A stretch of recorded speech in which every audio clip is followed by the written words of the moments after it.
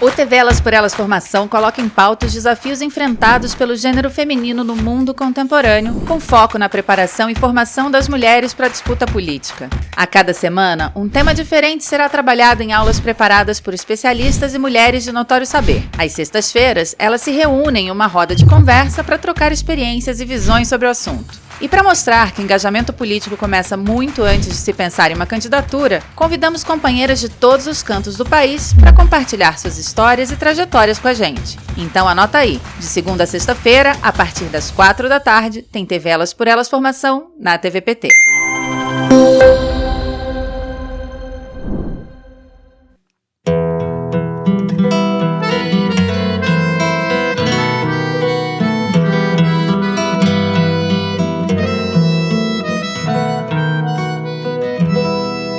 O lugar que é bom pra mim é onde eu quiser estar. A estrela ainda brilha, ela é quem vai me guiar. Ser guerreira é minha sina, batalhando pra vencer. Tenho voz pra ser ouvida, tenho sonhos pra viver. Não vão mais conseguir me anular, me calar. Ninguém vai me impedir de cantar e lutar. Seja em casa, no campo, na rua ou na praça. Chega de mordaça, agora eu vou falar.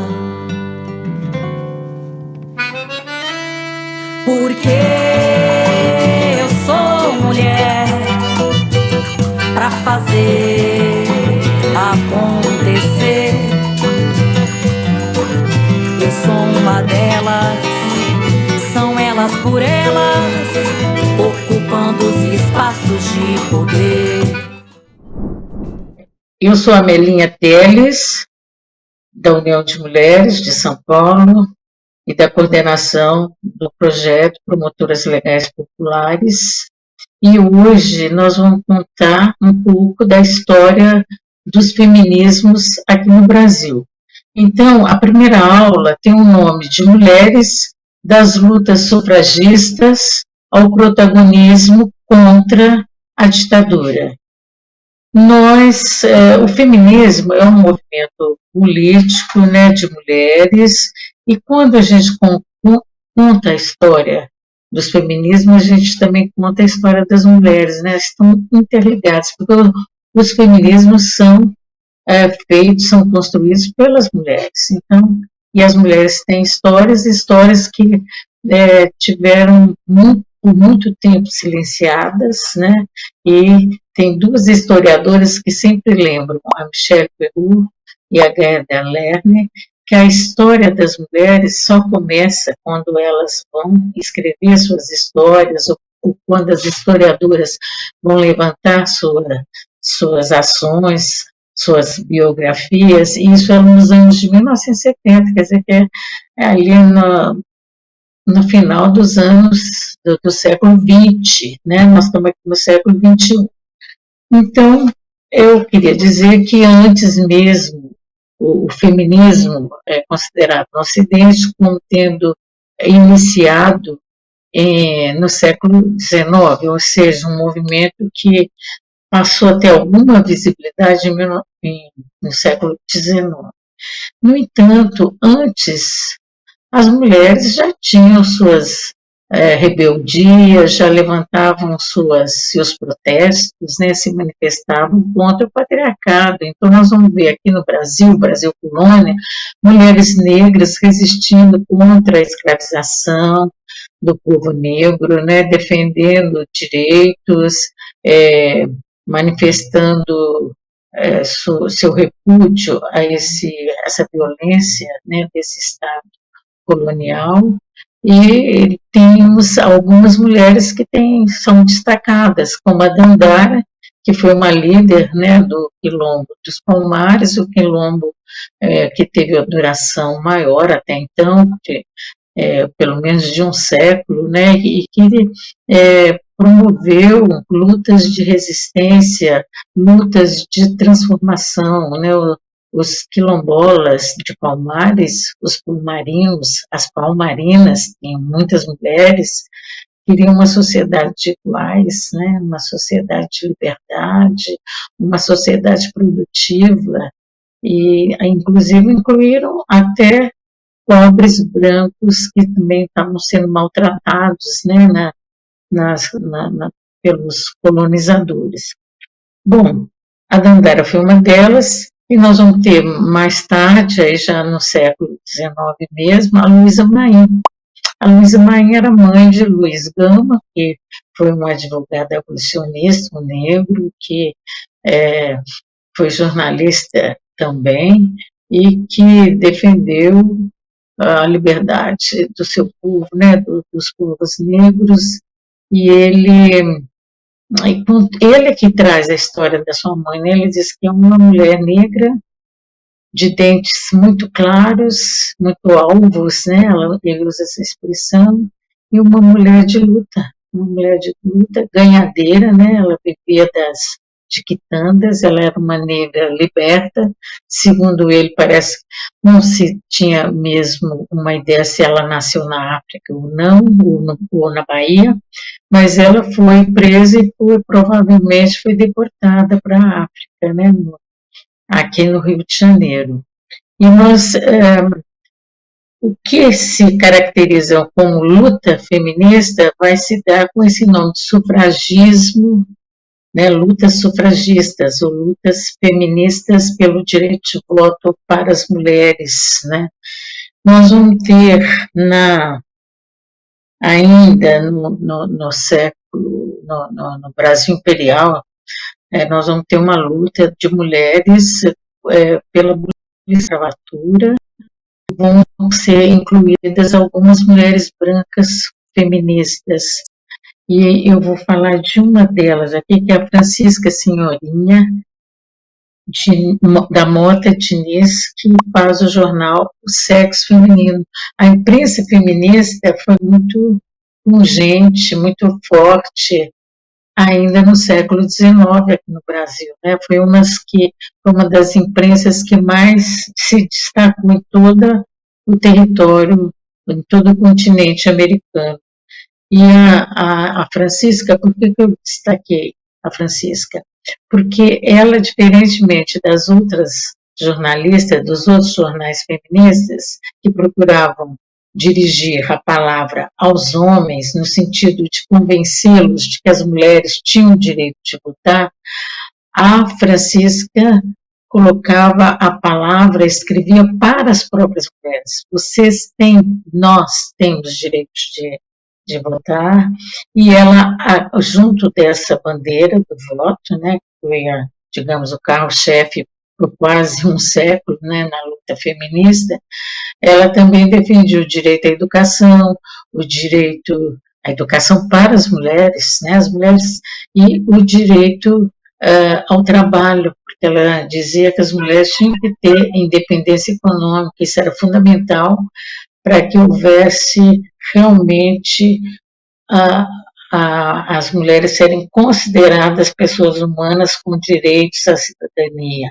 Se elas não tivessem independência econômica, dependessem sempre dos homens, elas ficariam sempre submissas, e quem decidiria sempre seriam os homens, né? Então ela faz essa proposta, e é um jornal, e essa imprensa tem vários outros que vão defender o direito de divórcio, o direito de escolher o seu companheiro, né, para um casamento, escolher o marido, que é quem escolher os pais.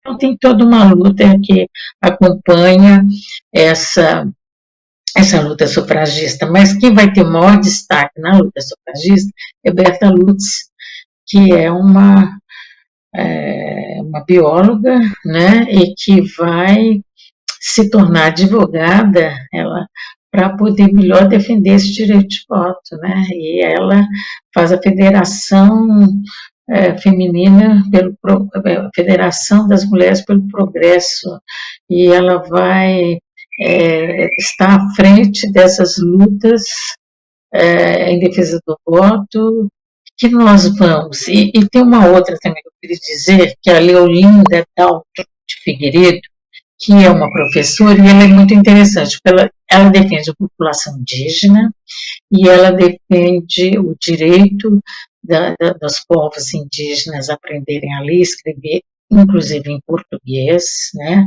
para terem maior independência política, inclusive, né, e defende o direito das mulheres ao voto, né, ela defende o direito das mulheres à educação e ao trabalho, né, um trabalho remunerado, evidentemente, porque nós mulheres sempre trabalhamos muito, mas muitas vezes sem nenhuma remuneração.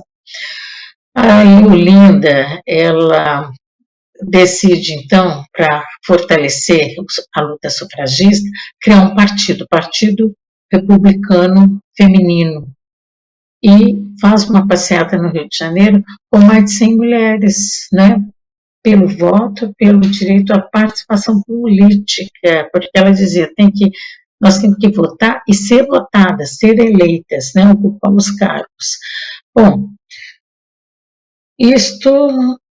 no Brasil República, né, nós vamos encontrar também essa continuação dessa luta, só que a abolição da escravatura vai se dar em 1888, ainda no Brasil Império, né, e essa abolição, ela foi bastante infrutífera, no sentido de que ela não garantiu os direitos dos povos negros, né. E aí, já começar, sem mais delongas, para falar, né, da história do feminismo, da organização das mulheres no Brasil, perguntar para a Vera e para a Melinha, trazer nossa primeira questão. Na primeira aula, a Melinha fala da luta das mulheres sufragistas, da luta das mulheres, né, desde a luta das mulheres sufragistas até a luta das mulheres contra a ditadura civil-militar, né? Aí a gente tem essa questão, né, de que embora o feminismo tenha nascido no século XIX, a luta das mulheres, enquanto, né, esse conceito de feminismo, a luta das mulheres é anterior, né? E a luta de mulheres também que tiveram sua organização reconhecida mais tardiamente, como, por exemplo, é a luta das mulheres negras, muito embora essa luta seja ancestral, né, anterior, e das mulheres indígenas e de outros grupos de mulheres que se organizaram, né. E eu queria, pensando um pouco sobre onde se ancora o nosso feminismo, o feminismo destes novos tempos, né, em 1968, em todos os atores sociais que lutaram contra a ditadura,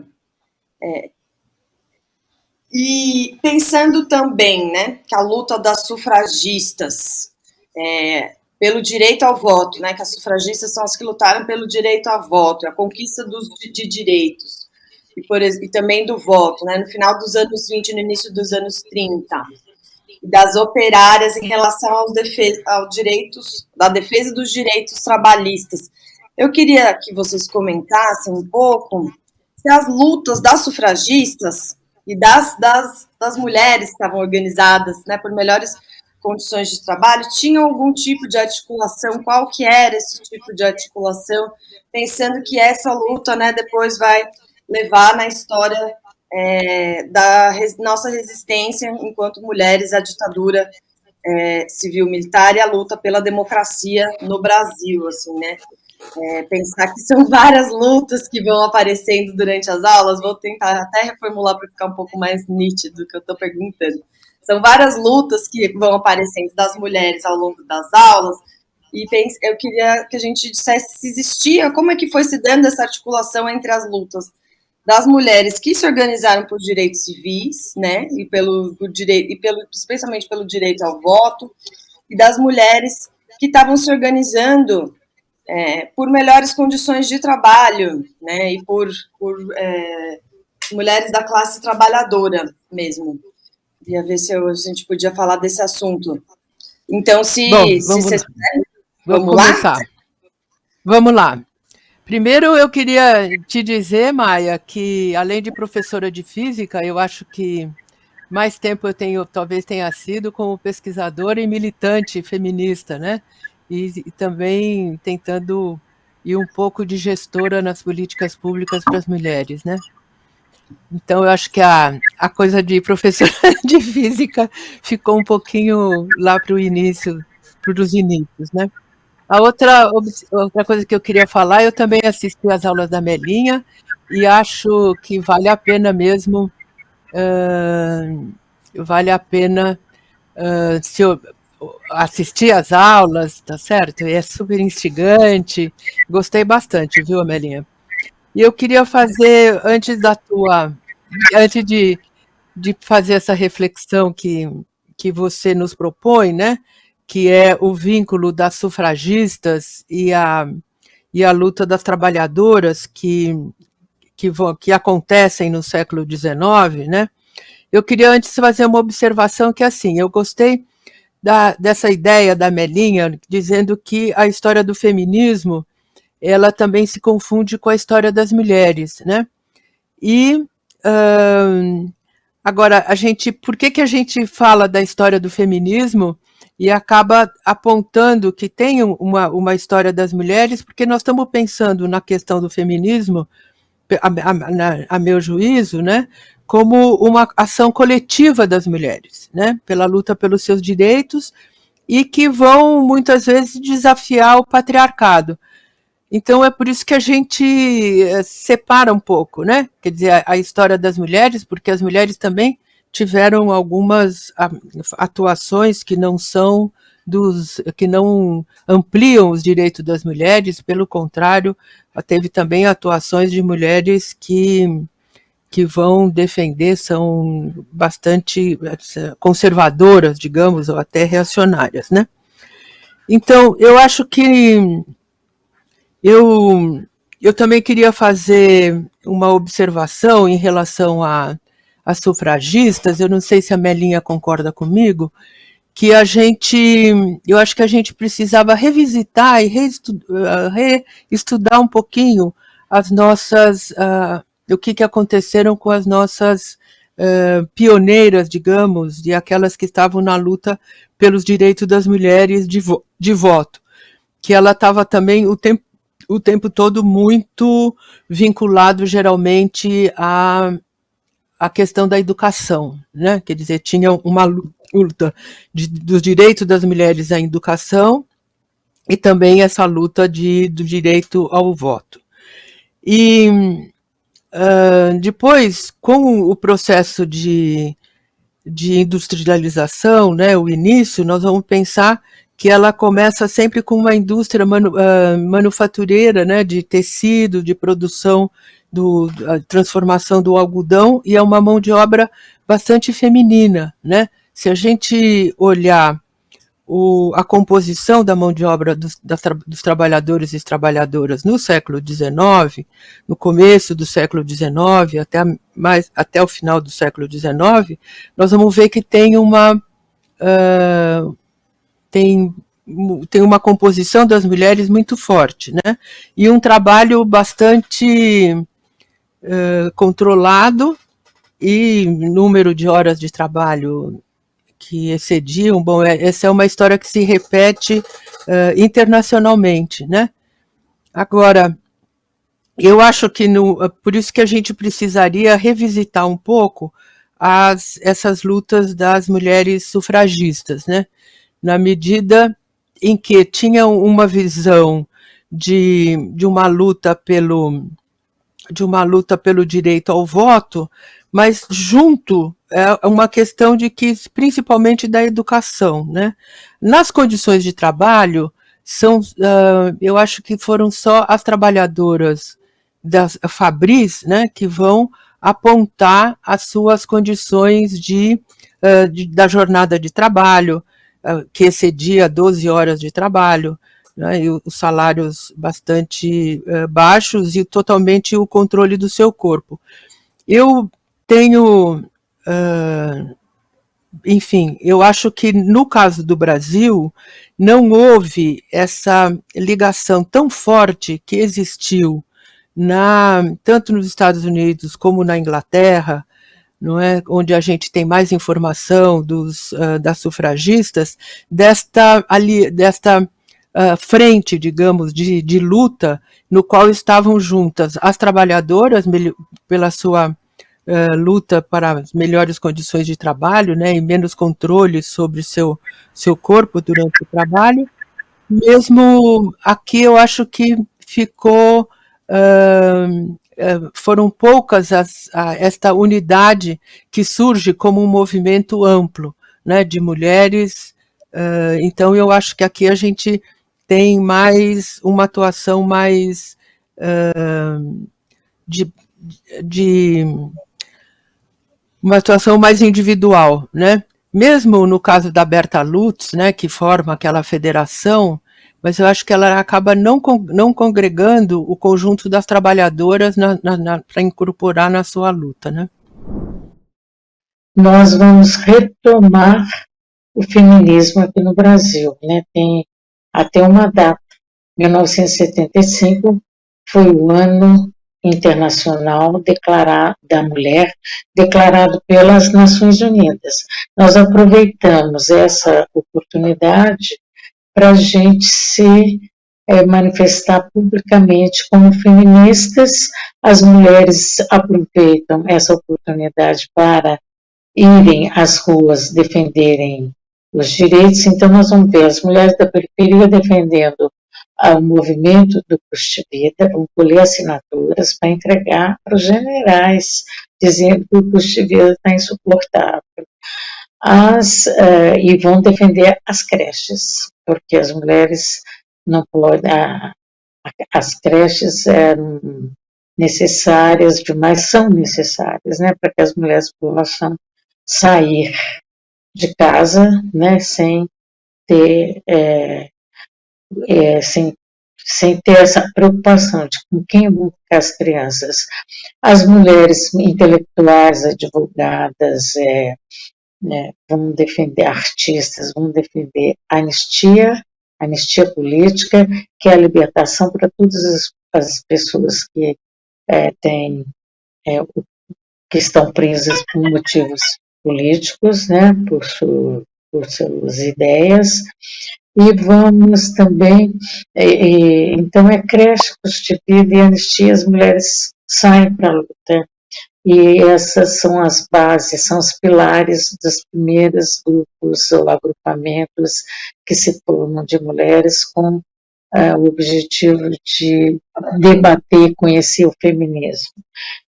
Também tem, né, nessa época, o Brasil Mulher, jornal, foi o primeiro jornal feminista dessa época, né? Logo em seguida foi o Brasil Mulher. É interessante porque ele vai ser lançado em outubro de 1975, que é justamente um ano internacional, o ano em que o Vladimir Herzog, jornalista da TV Cultura, é levado ao doicórdio e é morto sob torturas, é assassinado, é um choque, quer dizer, a ditadura acontecendo a plenos pulmões, né, ali com toda a repressão, com violência, com perseguição e assassinatos, ocultamento de cadáveres, e, no entanto, sai o jornal, a imprensa feminista, pedindo anistia, pedindo democracia, pedindo creche, enfrentando junto com as mulheres as questões do custo de vida, né, denunciando a situação das mulheres no trabalho, isso em outubro. E logo em seguida, em 1976, sai o segundo jornal, que é o Nós Mulheres, também um jornal feminista.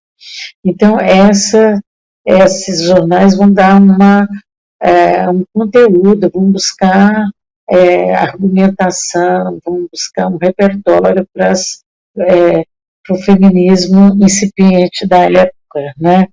E antes disso, eu queria dizer que as mulheres lutaram contra a ditadura. As mulheres participaram dessa luta e nós vamos ter, assim, por volta de alguns documentos, uma hora a gente tem 12% de mulheres participando, com documentos da repressão, né, documentos da justiça militar, documentos dos arquivos policiais. Nós temos até, os documentos do Exército apontam 26% de mulheres nos movimentos contra a ditadura, inclusive nas guerrilhas urbanas. E nós vamos ter na guerrilha do Araguaia, que faz 50 anos agora, em abril, né?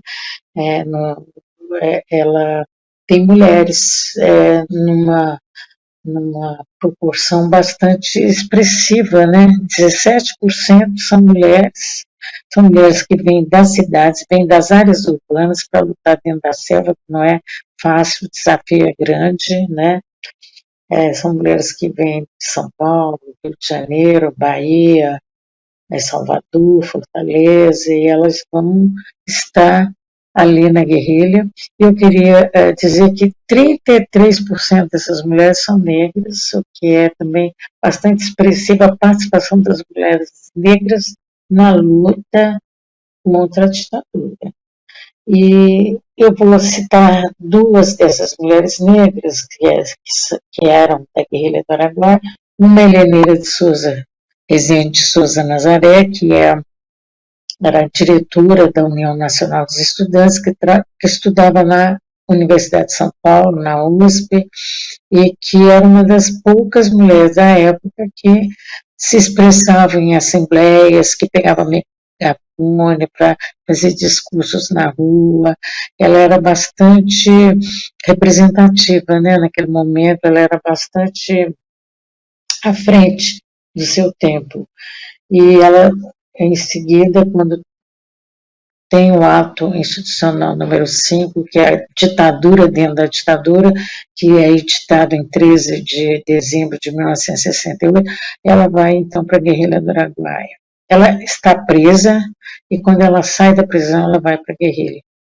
E ela é sequestrada lá ainda em 1972, no final de 1972, setembro, talvez, ela vai ser sequestrada, levada para aqueles campos de concentração, ser torturada, assassinada, e seu corpo não foi entregue à família até hoje, né? Insepulta, é desaparecida política. Outra também que é desaparecida política, que também era da guerrilha, Dinalva Teixeira, a Dina, que chegou a ser vice-comandante das forças guerrilheiras do Araguaia, que não era pouca coisa, né? Dependia de muita coragem, muita agilidade, muita habilidade, muita inteligência. E a Dina era isso tudo, uma mulher negra, baiana, e ela vai ser também sequestrada grávida, né? Tem historiadores aí que levantam documentos pertencentes a um dos homens da repressão, que ela estaria grávida quando foi levada ao campo de concentração e ali assassinada e também é desaparecida. E por último, vou trazer mais uma mulher, que é a Sônia Ângel. A Sônia Moraes Ângel, ela é da guerrilha urbana. Ela é uma mulher que vai ser sequestrada, torturada, assassinada dentro do DOI-CODE aqui de São Paulo, né, sob o comando de Carlos Alberto Brilhante Ustra. Então, são algumas das mulheres que eu digo que são pré-feministas, porque elas tiveram que romper com os estereótipos patriarcais, elas tiveram que romper com com as tradições, né, com os laços familiares, com os laços do mercado de trabalho. Elas romperam com tudo para entrarem na luta de cabeça e merecem ser lembradas, e elas são as pré-feministas, né, eu chamo pré-feministas. Bom, nós vamos ter então, nesse em 1975, vai ser um ano muito bonito também, um ano de resistência, onde as mulheres são as primeiras a irem às ruas depois do ato institucional número 5, né? E vão trazer suas reivindicações, vão trazer seus protestos, e o feminismo nasce, é o feminismo brasileiro, que nasce aqui junto com as premissas, né, do feminismo, que é: este corpo me pertence, e o corpo é meu, eu que decido sobre ele, a sexualidade, eu tenho o direito a ter uma livre sexualidade, né, isso tudo são reivindicações feministas do mundo inteiro que chegam aqui no Brasil, e que as mulheres assumem essas lutas dentro de outras lutas, né, como custo de vida, anistia, enfim, lutas por liberdades políticas, democráticas, quer dizer, aquela consigna que as chilenas traduziram também, né, democracia em casa e democracia nas ruas, é o que queremos, aqui também, aqui bate o mesmo espírito. O feminismo brasileiro nasceu popular, nasceu periférico, tinha mulheres negras, mulheres sindicalistas, mulheres donas de casa, eram chamadas donas de casa, mulheres mães, eram, enfim, mulheres diversas, né, mulheres intelectuais, mulheres artistas, mulheres estudantes. Então, essas mulheres é que vão compor o feminismo, e acho que nós vamos entrar numa discussão. Eu queria ver se eu colocar duas questões. A primeira, que eu acho muito interessante, porque ninguém fala dela, que é o 8 de março de 1976, que nós fizemos no MASP, no auditório do MASP, aqui na Paulista. Nós fizemos esse ato, e a gente mal conhecia, ou não conhecia realmente, a origem do 8 de março. Quer dizer, alguém tinha falado que a Clara Zetkin, uma mulher comunista, que tinha proposto esse 8 de março, e Dia Internacional da Mulher, mas a gente não conhecia a história. Só muito tempo depois, veja como a nossa história é desconhecida, é silenciada, é invisibilizada, que nós mesmas, feministas, custamos a ter informações, a ter material que nos desse subsídio para conhecer a nossa própria história, a história do 8 de março, que nós vamos conhecer no século XXI, né, com pesquisadoras que vão trazer a história, a origem do 8 de março, que vai ser realmente iniciada pelas trabalhadoras e mulheres da Rússia, né, que vão sair em passeata no 8 de março, reivindicando pão, enfim, emprego e contra a fome, né? Essas são as bandeiras primeiras do 8 de março ali acontecendo. Queria fazer só um comentário, que a Melinha trouxe um conjunto das, digamos, as pioneiras, né, importante, essa que ela trouxe da luta das mulheres contra a escravidão, e que a gente acaba não trazendo junto com a história do feminismo, né, que começa exatamente nessa luta. Agora, eu queria lembrar de uma outra mulher, que eu acho que a Melinha passou, que é a Anísia Floresta. Eu queria lembrar da Anísia Floresta por alguns motivos, né? Ela é nordestina, nasceu lá em 1810, e o que eu acho que essa é uma que a gente pode entender como isso que a Melinha está dizendo, como um pré-feminismo, ou um feminismo que está se iniciando, porque ela, de fato, eu acho que ela enfrentava uma luta contra o patriarcado, e ela escreveu aos 22 anos um livro que é O Direito das Mulheres e as Injustiças dos Homens, né? Então, isso no final do século XIX, né? Do século XIX.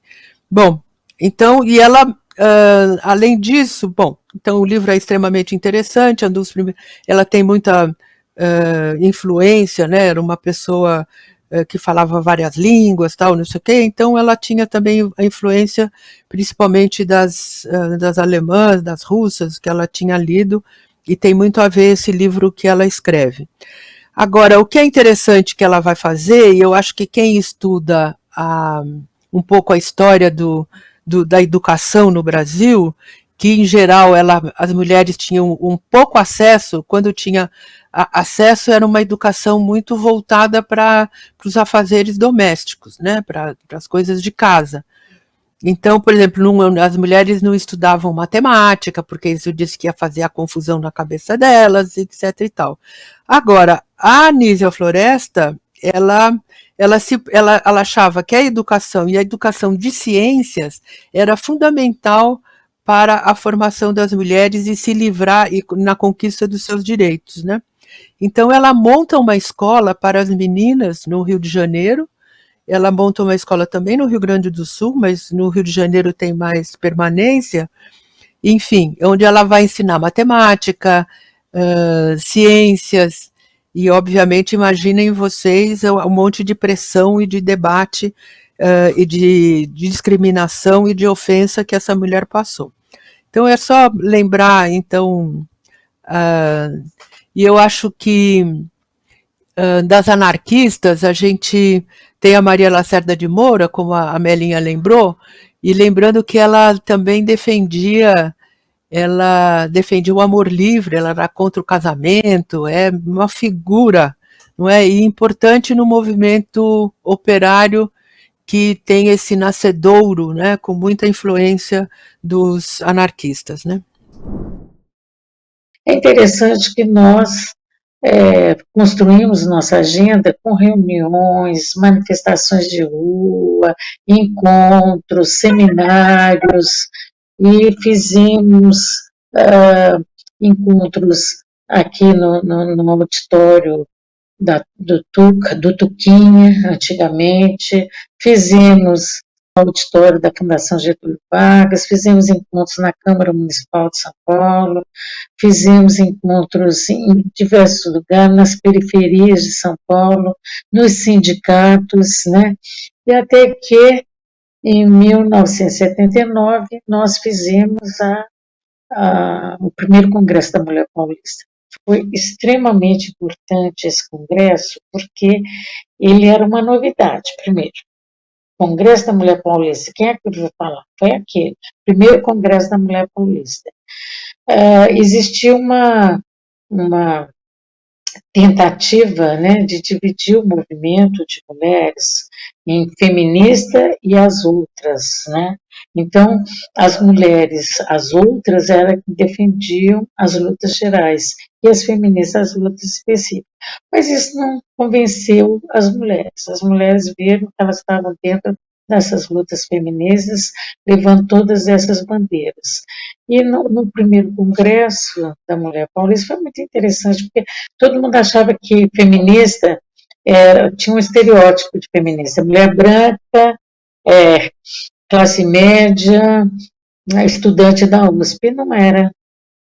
Mulher feminista era aquelas mulheres da periferia que vieram em peso para o Congresso, mulheres negras, sindicalistas, mulheres tecelãs, metalúrgicas, químicas, dos sindicatos químicos também vieram várias mulheres, mulheres professoras, enfim, as mulheres vieram para o Congresso. Foi um sucesso, né? De repente, o feminismo, que era visto como algo de elite, passou a ser visto com um outro olhar, né? Muito grande, e aí nós vamos ver levantando o movimento de luta por creche unificado nasce ali, naquele março de 1979.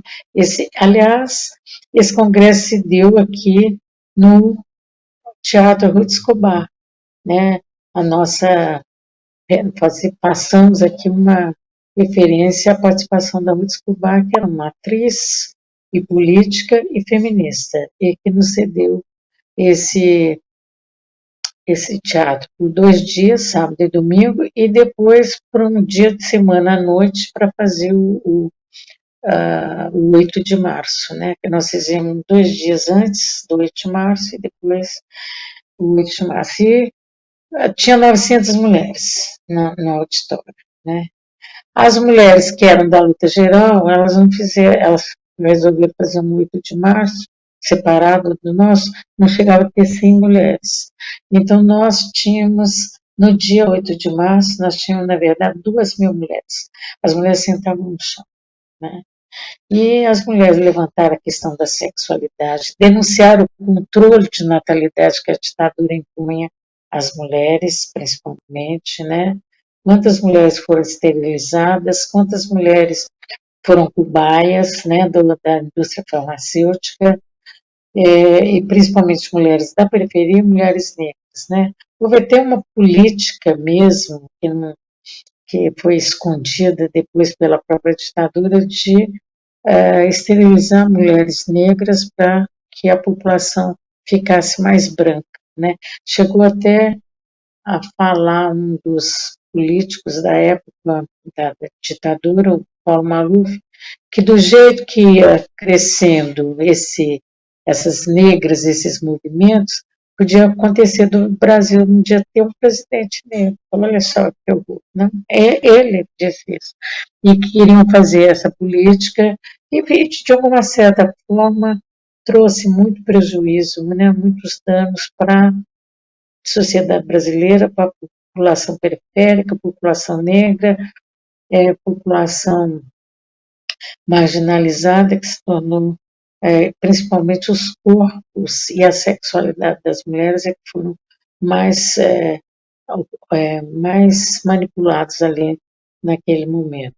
Fizemos a discussão, então, da sexualidade, a discussão da necessidade do uso, sim, de contraceptivos, que tivesse uma assistência à saúde das mulheres para usar o uso contraceptivo, que estava sendo usado nos países chamados do primeiro mundo, né, onde as mulheres não tinham que tomar altas dosagens de hormônio, não tinham que ser expostas a perigos, né, a ameaças à sua saúde usando os contraceptivos.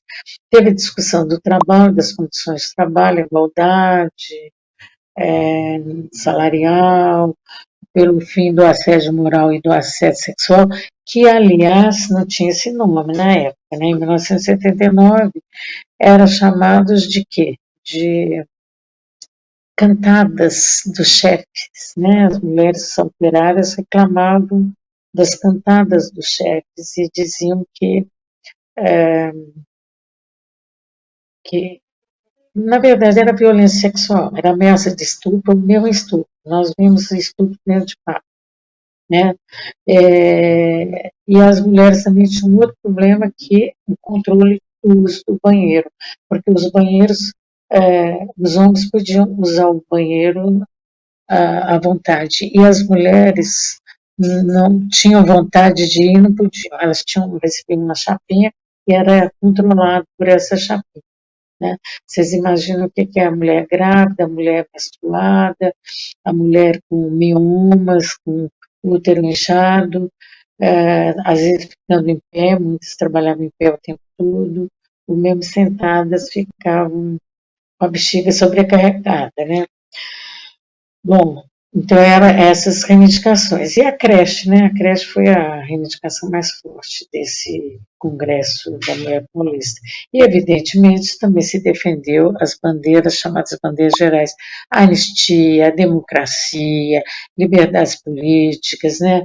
Liberdade de organização, liberdade de manifestação, liberdade, inclusive, para os partidos políticos, que eram proibidos, né? A ditadura só permitia 2 partidos, um que defendia a ditadura e o outro que também tinha que concordar com a defesa da ditadura, né? Então, a gente até brincava que um era do sim e o outro era do sim, senhor, né? Então, tudo isso as mulheres reivindicavam, né? E foi um sucesso, e de repente, o que aconteceu? nessa construção das nossas pautas, o que nós queremos? Direito de decidir sobre o nosso corpo, mas direito de decidir sobre a nossa profissão, direito de ter opinião, direito de decidir sobre a política do país. O direito de decidir, ele criava vários direitos, o direito de escolher, de me divorciar, desse homem que eu não quero mais viver com ele, né? Então, o direito de ter ou não ter filhos, então tinha que ter condições para realizar um abortamento em condições sanitárias e ideais, né, dignas, né, então tudo isso apareceu, né, então, tudo isso foi a construção dessa pauta, né, dessa agenda, tudo era pauta para a nossa agenda.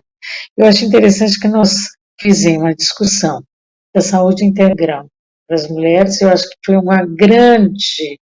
movimento que teve uma pedagogia maravilhosa, né, que deu uma outra dimensão e compreensão para os nossos feminismos, e isso foi graças a médicas, técnicas que trabalhavam no Ministério da Saúde e que perceberam que a saúde se limitava ao período materno-infantil, chamava assim saúde materno-infantil, só a mulher grávida, o que teve o bebê, o que está tendo bebê, o que está amamentando, é que tem direito à saúde. Nas demais fases da vida, não tem saúde. Então, a saúde integral em todas as fases da vida, essa foi uma grande construção de uma agenda que entrou muitas ramificações, e melhor, que fez com que a gente compreendesse mais nossas necessidades do nosso corpo, da nossa vida, do nosso cotidiano, sabe? E ampliar a nossa concepção de cidadania. Nós fizemos também essa luta que é presente até hoje, né? A luta do assédio moral e do assédio sexual, no trabalho principalmente. Aí eu quero fazer um parênteses, eu quero fazer uma homenagem a Margarida Barreto, uma médica que morreu recentemente, médica feminista, que dedicou sua vida inteira, seus estudos, a sua toda a sua criatividade, a luta da classe trabalhadora, a defesa das mulheres trabalhadoras.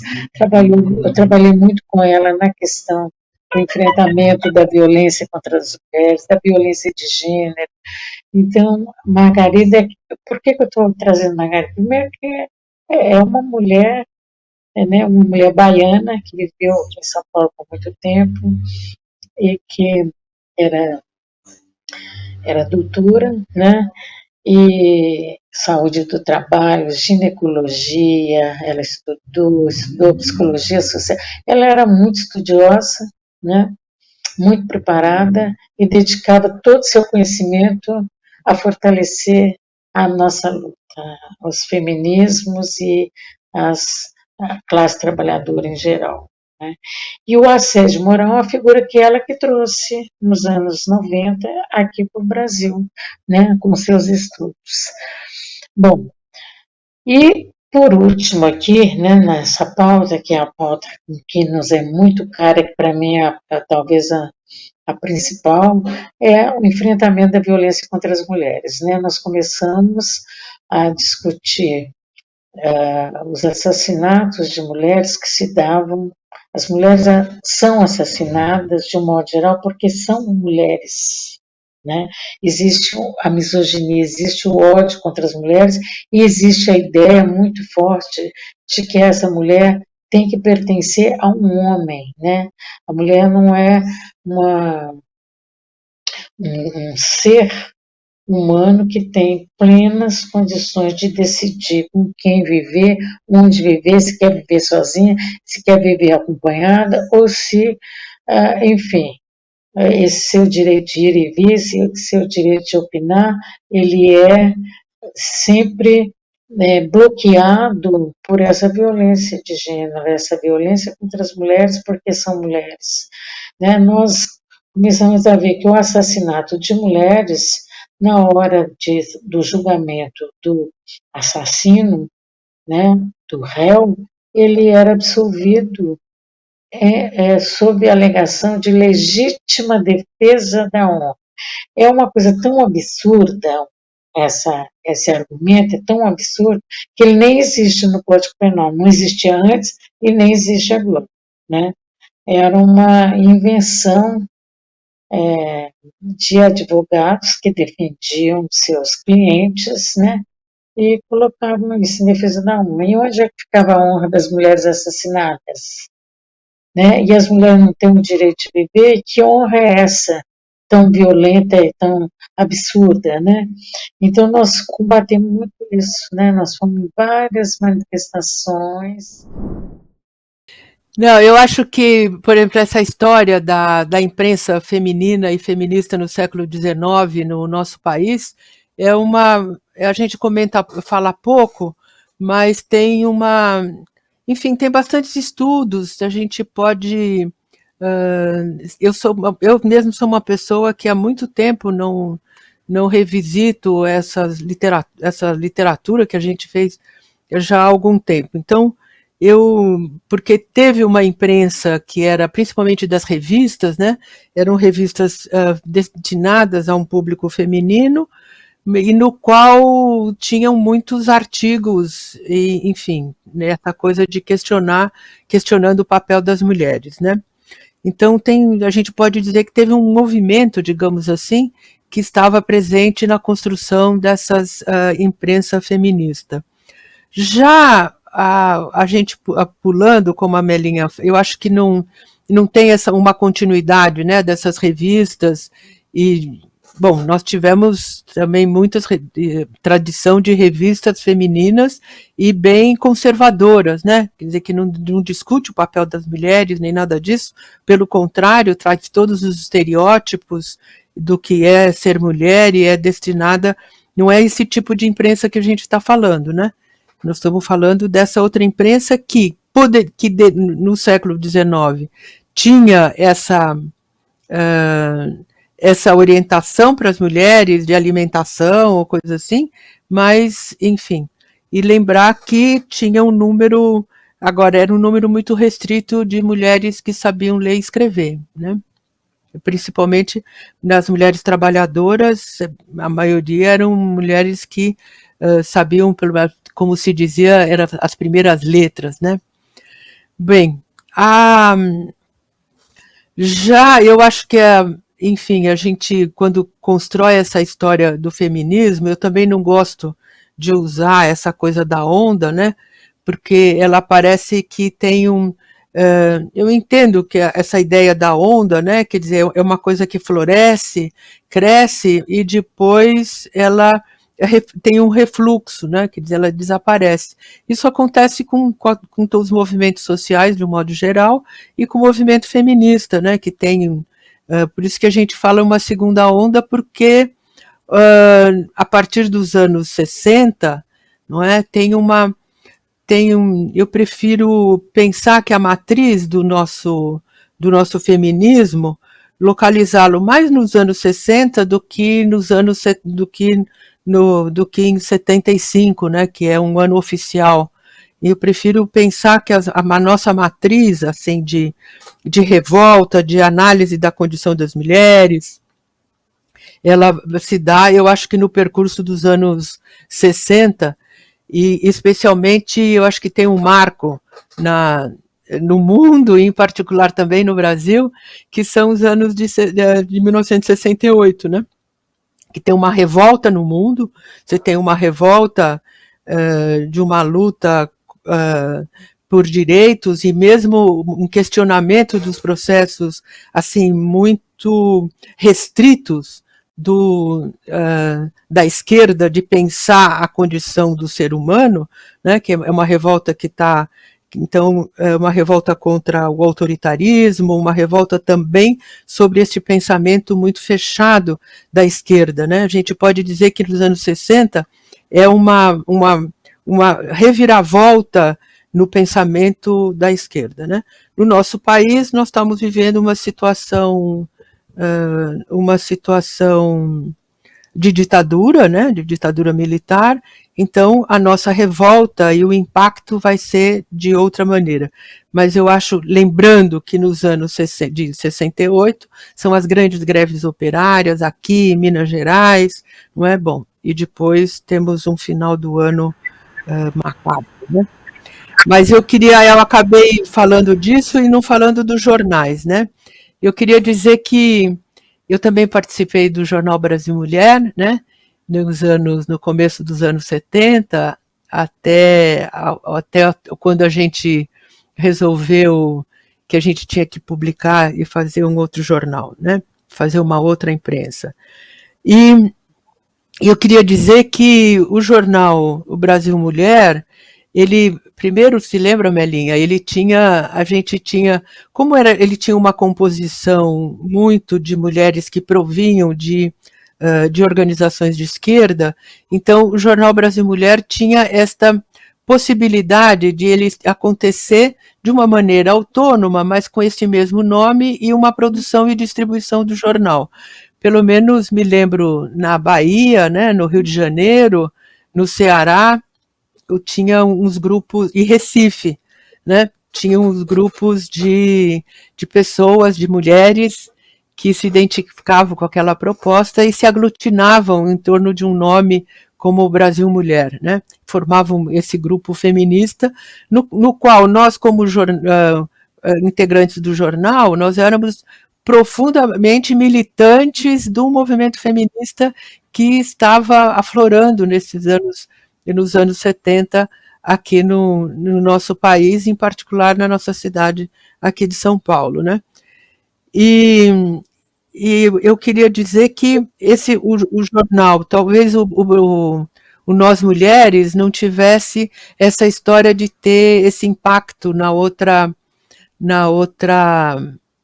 outras cidades, como aconteceu em particular com o Jornal Brasil Mulher, por essas características, né, de termos pessoas que estávamos vinculadas a organizações de esquerda que tinham nessas outras cidades, tinham grupos também.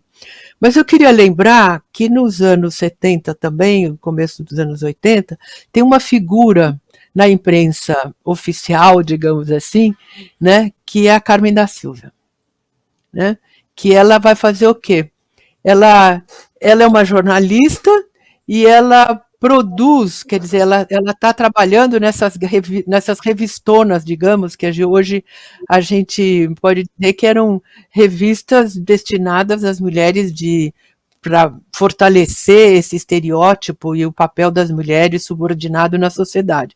Mas ela, nessas revistas, ela sempre procurava, sempre tinha um artigo dela provocador, tá certo? Sobre os direitos das mulheres, questionando o patriarcado. Então, a gente tem que colocar a Carmen da Silva também na nossa história como dos jornais e construção da imprensa feminina, né? Embora diferente desses jornais, talvez semelhante à atuação dela como da imprensa lá no século XIX, né? Nós estávamos falando da imprensa feminina, imprensa feminista, talvez, mas ela tem essa mesma história.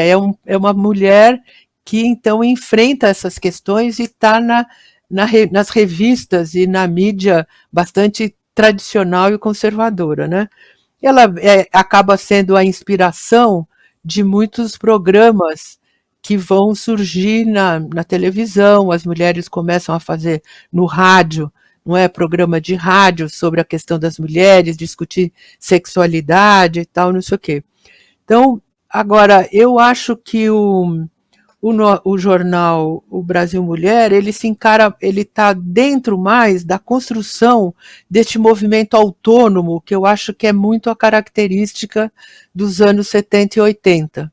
Né? Quer dizer, a nossa atuação do feminismo no sentido de construir um movimento de mulheres, um movimento feminista.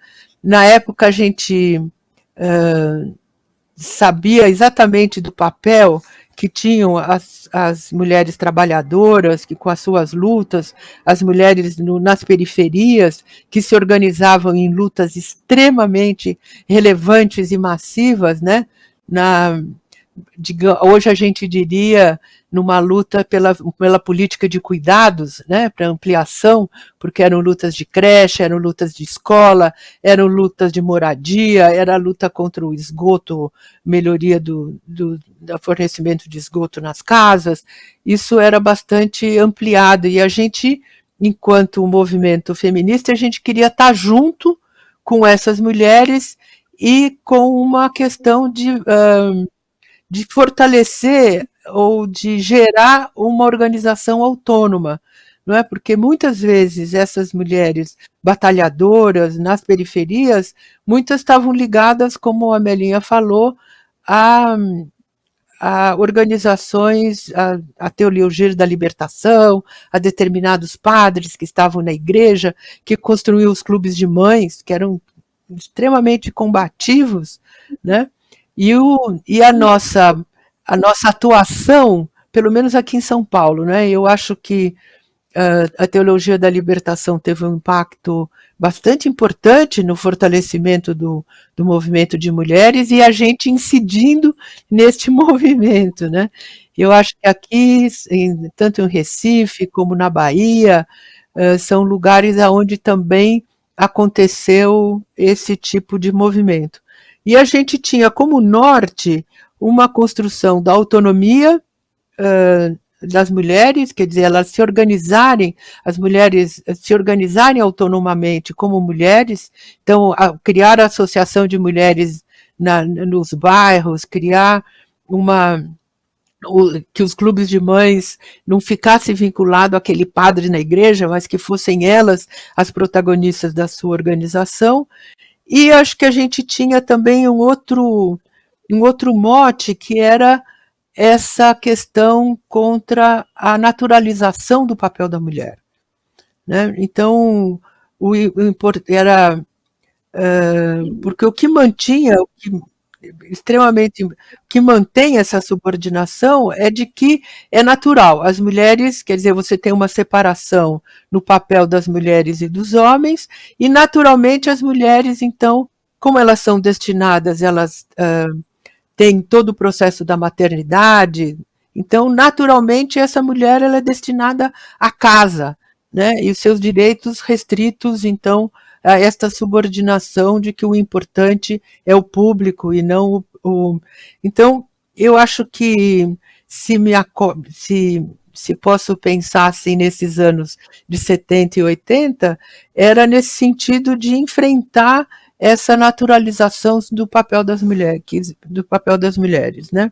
E eu acho que aí os jornais, enfim, o jornal aqui na cidade de São Paulo, né, no estado, que a gente pode dizer desses dois jornais, eu não tenho informação, por exemplo, na Bahia, a gente distribuía o jornal Brasil Mulher, mas eu não sei se não se criaram jornais assim feministas, tinham outros mecanismos de comunicação, né?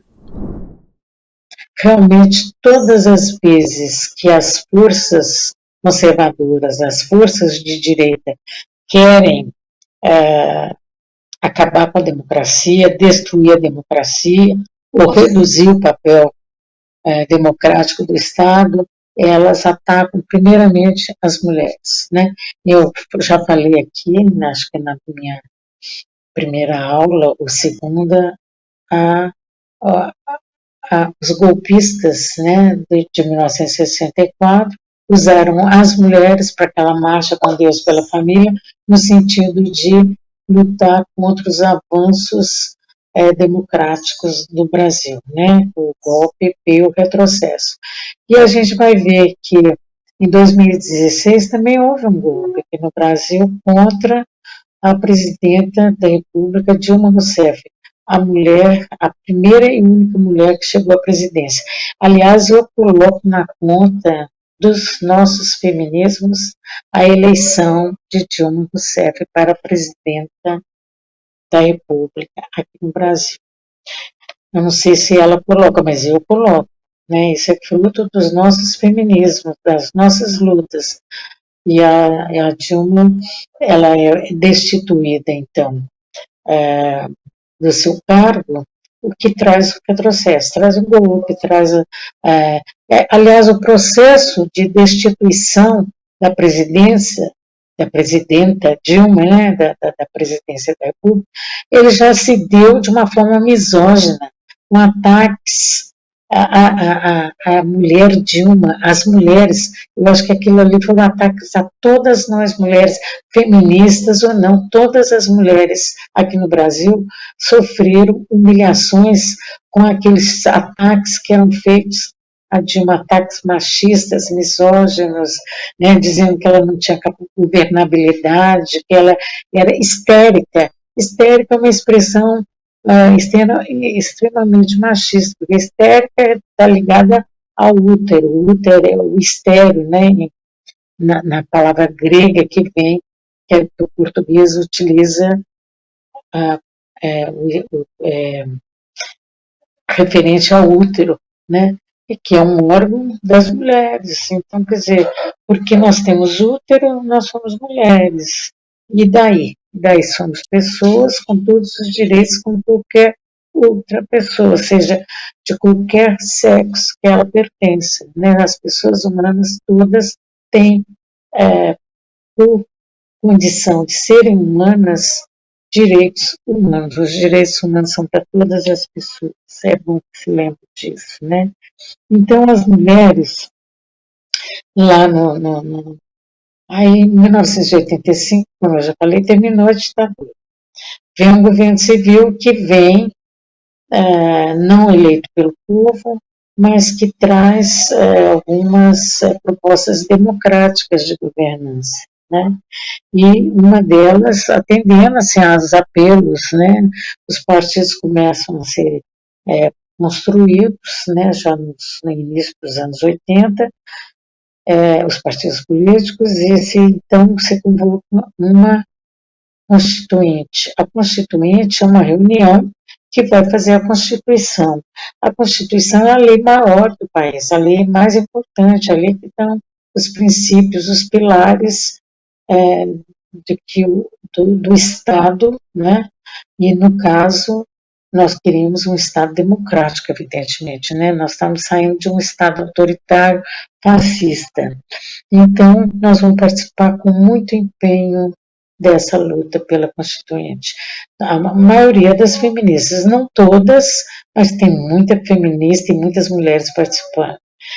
O governo de 1985, ele vai também criar, por reivindicação de mulheres de alguns dos partidos políticos, a criar um órgão de Estado, né, que chama Conselho Nacional dos Direitos da Mulher, que é presidido por uma feminista, que é a Ruth Escobar, depois a Jaqueline Pitangui, e que vai congregar várias feministas, né, do Brasil. Portanto, elas vão estar ali defendendo políticas feministas. É interessante, um espaço feminista.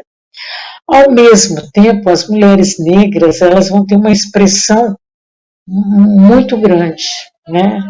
Elas vão estar reivindicando não só o espaço para as mulheres negras, o espaço político, o feminismo negro, como também elas vão estar preparando para